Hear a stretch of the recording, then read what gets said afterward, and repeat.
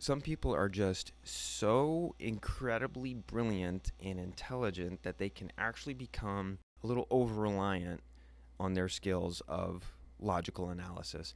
And if you're hearing this and you think to yourself that it is the only form of analysis and intelligence, then I definitely invite you to listen to this. Those absolutely brilliant types can become over analytical, too focused on the data, frustrated with irrational emotional responses. They might say to themselves in the midst of a disturbing discussion, emotional, turbulent discussion, just stay focused on the data, on the logic, and steady this ship by staying focused on what's real.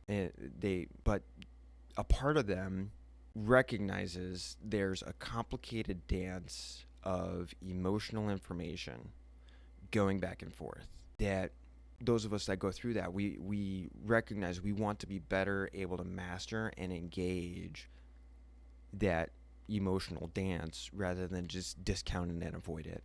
A part of us knows that.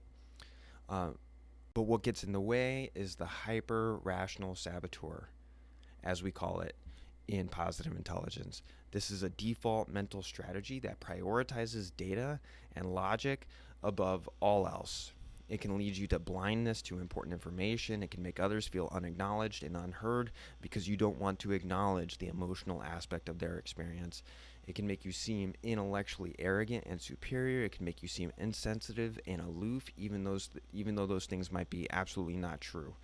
The hyper-rational is just one of 10 saboteur types that the positive intelligence framework has identified. People with a strong hyper-rational saboteur are often deeply insightful. They're observant and perceptive. They have strong powers of mental concentration. They can be amazing explorers and inventors. These are amazing strengths. But as with all the saboteurs, the hyper-rational is when we overuse and abuse these strengths to the detriment of our other strengths. The rational and brilliant analytical powers you have are a hammer. And a hammer's great.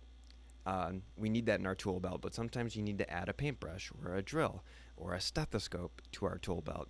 We're not saying get rid of the hammer, we're just saying add other ones. And with that in mind, like, what would it be like to amplify that incredible strength by coming from a place of sage discernment, wise discernment, and balance?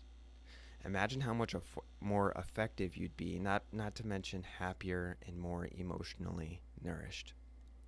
And that's exactly the kind of work I do with my clients in the Positive Intelligence program.